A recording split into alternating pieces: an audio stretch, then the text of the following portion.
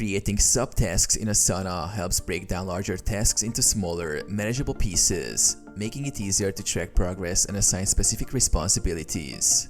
Here's how to create a subtask.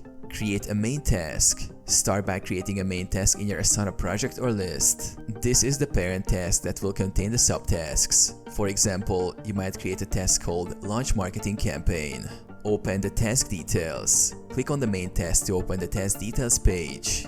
Add a subtask. In the task details panel, find the subtask section. Click on the option that says Add Subtask or Add a Subtask. Enter subtask details. A new subtask field will appear where you can name the subtask. Add a specific action related to the parent task, such as design campaign graphics or set up ad campaign.